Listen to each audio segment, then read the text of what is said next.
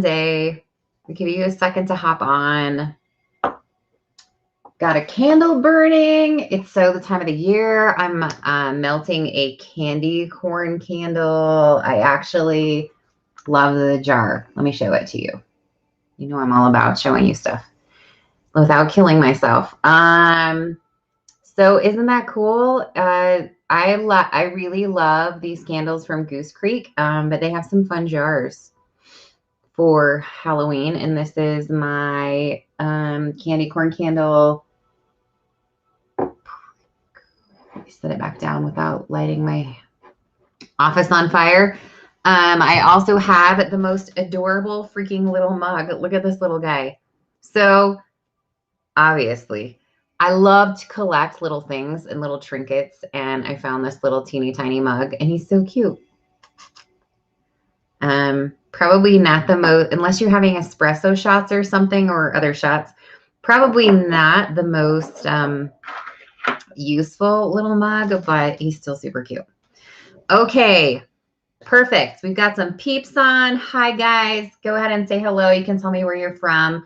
Super appreciate you hopping in here. I'm also going to share with you my super duper fantastic link to my group page. So if you enjoy these videos, this just goes a little bit into a deeper dive.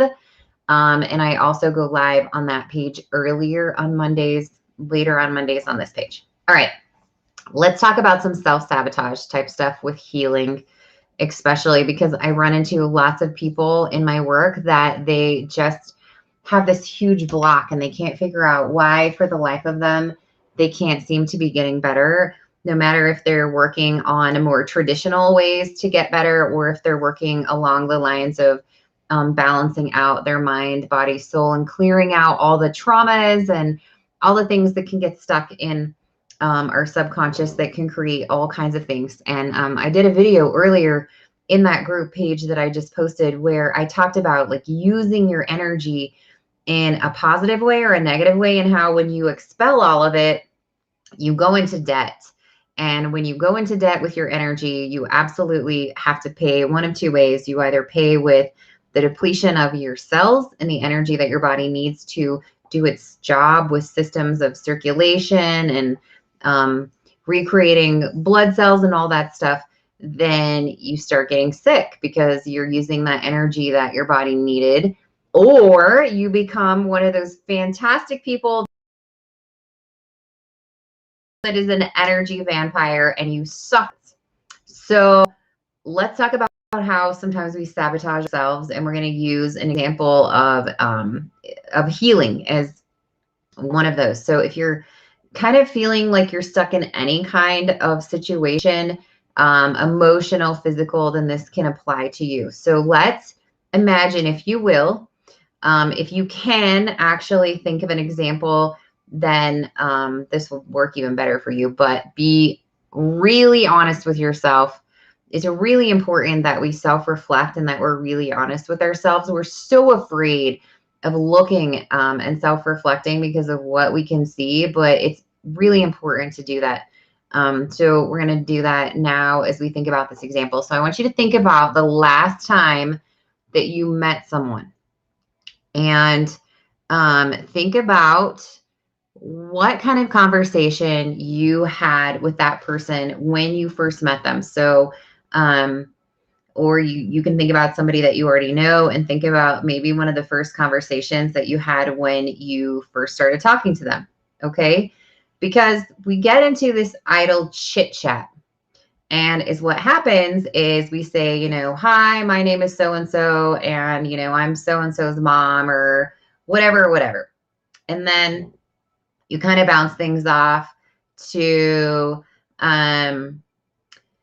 something like saying, yeah, you know, it sure is cold out here at this football game. And the other person's like, oh, yeah. And then if it continues now, I will honestly tell you that I'm really horrible at idle chit chat. And so unless somebody's like, hey, do you want to talk about dimensional spaces or, you know, what's going on in the cosmos or whatever, then then I might have a conversation with you. But if you are,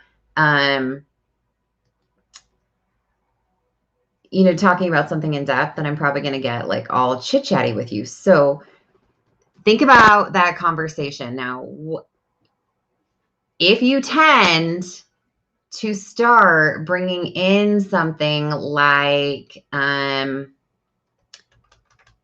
something that, sorry, my Facebook is going squampus. If you bring in something like, oh, hey, so,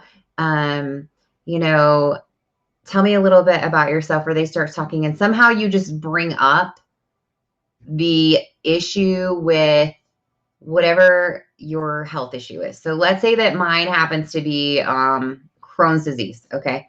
So if in a 30-minute period of idle chit chat, I somehow end up on this topic, then I am probably actually using this to sabotage myself.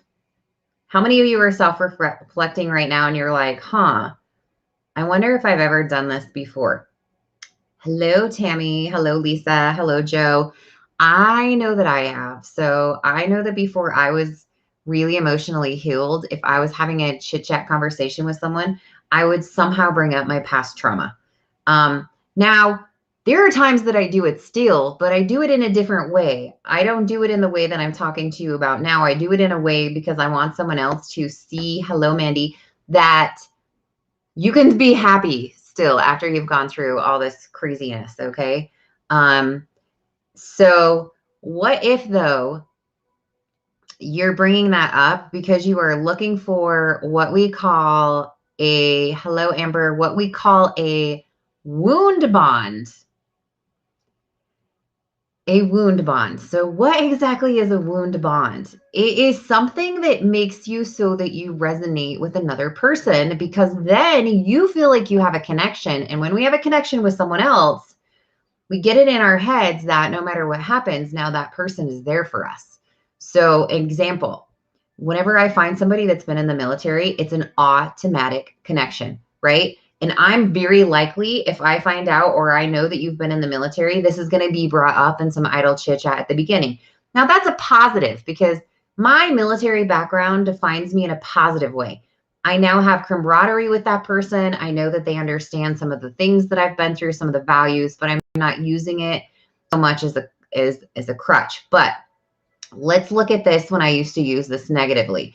I would use something that's happened to me in the past, like the passing of my daughter or the passing of my husband, and I would use it as a crutch to be like, oh, this happened to me. And because I'm wanting someone to understand like why I feel like my life sucks, honestly. And so that's what I was doing. And I was then looking for that other person to be like, oh yeah, I've had this happen too. And so then like we're basically like, I mean, I know it sounds a little graphic, but we're basically like being like little pigs and hey, there's some muck and we're all going to dive into the mud and we're going to just, snort around and roll around in it. And what do I feel like? This is making me feel like I have a connection to someone. That could have been like one of the most craziest simple symbologies that I've ever come up with, but hey, roll with it because that's just me.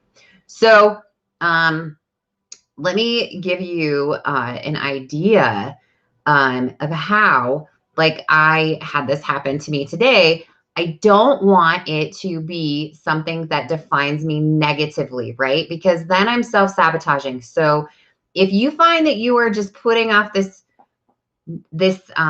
hey, this happened to me, or hey, I have Crohn's disease, or hey, I have this or that, because you're looking for a bond, a wound bond, guess what happens? You're never going to get rid of it because it is the connection that you have to other people. Think about that for a second. That is, right? How many of you are like, holy crap, have I been doing this? Because that is your connection. Why would I ever want to get rid of my illness or my trauma if that is what is connecting me to other people? Okay, so I'm going to share this with you guys. Some of you may have already seen it, but right, I put a post on earlier because I was on my Facebook page and boom, there's the memories. And like one memory, 2011, I'm on top of the world. I'm an aircraft commander. I am running a crew in the military. Like I am hot dog McGraw. Like I have made it to the top of the top.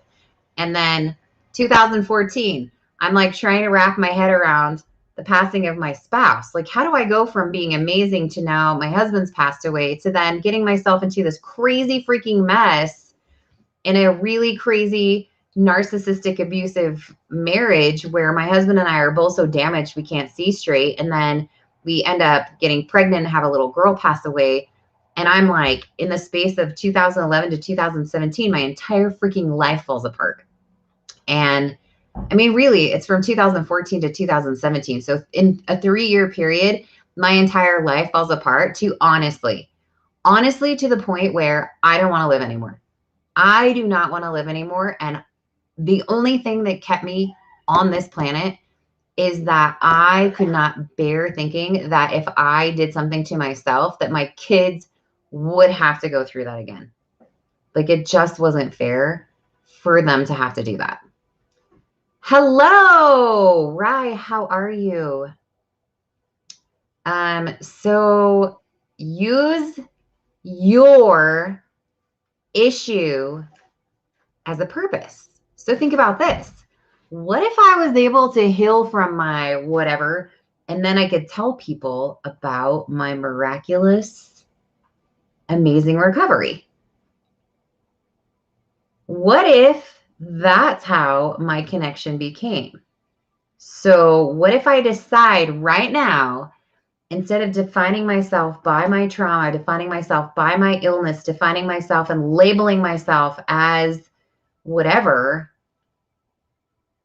I define myself as a survivor, right? I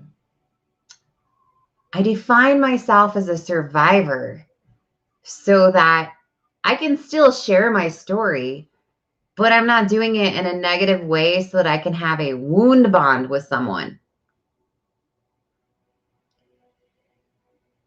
Because I want to define myself as a survivor is something else. Hello, hi, Jan. Okay, makes sense because otherwise it becomes the thing that defines me. And everywhere I go, I walk into the grocery store and I get to the checkout line and it's taking forever. And now what's popping up into my head is it's not fair. I shouldn't have to deal with this because I have Crohn's disease and I need to go to the bathroom, and it becomes everything, like everything. So every second of every day, your cognitive mind and your subconscious mind are reminding yourself that life is unfair and that you are sick and that, you had this happen to you, so you shouldn't have to be going through this, and on it goes. And I did that too. When Kinley passed away, I was like, this is crap. And for a minute, like I lost complete 100% connection to all divine higher truth or source. I was like, God is not there. How could he let this happen to me? How am I burying my baby 3 years after I already buried my husband before I'm 40 years old? Like this is total and utter complete unfairness. I mean, I remember having people say, oh, your daughter will be fine because you and Dave have already been through so much. So honestly, if you go to the cemetery, there's the headstone for Dave's wife. There's the headstone for my daughter. And then my husband's headstone is like 15 minutes away. And that to me, if somebody would have told me that I would be looking at that when I was 25, I would have said, no way. Like, there's no way that's going to happen. Like, how can that happen? How can I go from being a pilot in the military to being on my hands and knees begging for something in my life to end because I can't take it anymore? So what can I do, right? I can be in my room. I can cuddle up in a ball. I can be super depressed when someone's like, oh, you don't know. I do know. I do know because I make a choice every single day to come out of my room to make a change, to make a difference, because I am not going to let all of that define who I am in a negative way. So I'm not going to go around forming wound bonds with people so that I can have a woe is me party. and play the victim.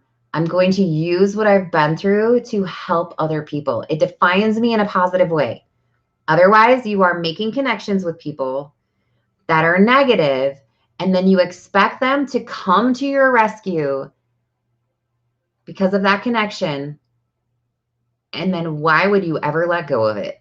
Why would I ever let go of my trauma if it is feeding me, if it is allowing me to have sympathy from people, if it is allowing me to have free meals, if it is allowing me to get, things from people? Why would I want to let that go?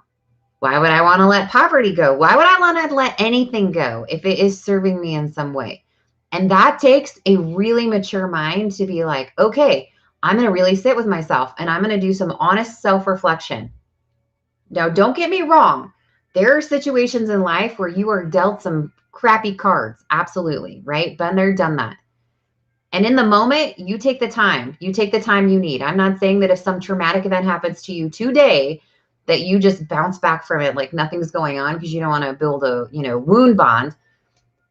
But if it's been 5 years down the road and you still are like, wow, I'm in the same place that I was the day after that happened, potentially it's serving you. It's serving you in some way that it's creating some self-sabotage. People do this with their businesses too.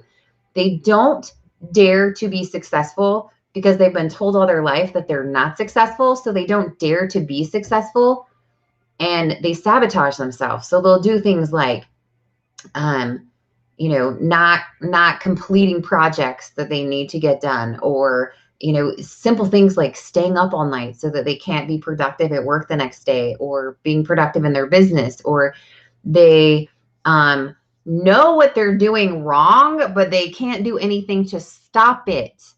It's because it's defining them, and it's the only way that they know how to be because they have never found any support or ground to go off of in their previous life. So look back through your life for a second and think, okay, what has happened to me that is defining who I am, that is now self-sabotaging? I'll give you an example of my own that I have fought through a lot. So before my husband passed away, we ran a business together, and that business became a financial absolute strain for us. After I got out of the military, the business could not support our family, and we got into a really big financial mess, one that I did not even see completely until after my husband had passed away and I had access to all of our finances. Now, before you're like, well, why were you letting him do the finances alone? Just so you understand, and I'm so big into like, you do you, whatever works for you. But in this situation, because I was deployed so much, it's really difficult to remember to pay your house payment when you're on a deployment. You have no idea what day of the week it is. So it was just something that worked out for us. But after he passed away and I realized that we had, are you ready for this? $250,000 in credit cards alone. I don't even know how you get that many credit cards, but I had them. Some of them were in his name, some of them were in my name. And that was a really big eye-opening, but also helped me to realize why he did what he did, is because at one point we had decided to potentially buy a rental house and we pulled our credit. And I think he knew that I was going to see it. And it was just too much for him. So that financial stress was such a, huge player in my life. And then ultimately was one of the big impacts of why my husband took his life. And so as I've started another business, well, let me rewind. So after he passed away, I ended up shutting down my business momentarily and then thought, oh, this will be a great way for me to stay home with my kids. And so I started it back up again. And then I ended up investing in an actual storefront, and it became a money dump. And so then I ended up selling it. I ended up taking a corporate job and starting over from scratch. And then everything happened with my daughter passing away. So all of this squashed into this little tiny amount of time, basically a 3-year period. And so what do you think happened when I started my business? My blocked emotions business? I kept going back, right, to all the stuff that had happened to me. And I was like, wow, I can't be successful because I've seen this before. And everything that started to be parallel with my previous business, I started self-sabotaging. I started telling myself, oh, if I invest in this coaching program, it's going to be just like the one that I did before. If I invest in this software system for my business, it's going to be just like it was before. If I invest in trying to get clients, it's going to be just like it was before. And I caught myself actually sabotaging my business because it was a reflection to me of what had happened to me previously. And I was 100% bound and determined that I could not have a successful business because I had had this happen before. And so I was creating, in essence, my own self-sabotage. And the same thing can happen for us in other situations. And so take a minute, reflect with yourself, and you need to have a conversation with your inner subconscious. And we're so afraid to do that. We're so scared of talking to ourselves because we've been taught that talking to ourselves makes us crazy, and it doesn't.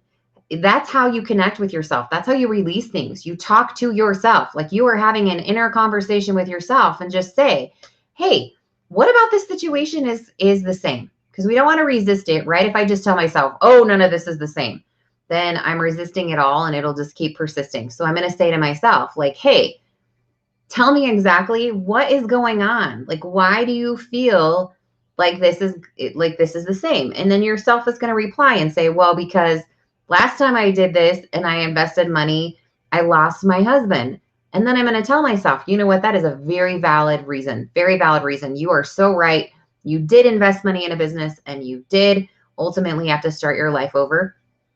And that is a justified response. So then I say to myself, okay, I want you to tell me what is different. What is different about this than what you did before? And there's lots of things different about what I did before. So before in my business, I made dehydrated food mixes. So there was a lot of physical work in that for not very much money. And I would have to go and buy all of these ingredients. So I had this huge amount of inventory, and then we would actually hand pack this stuff together. And then we would put them in boxes and we would ship them all over the country.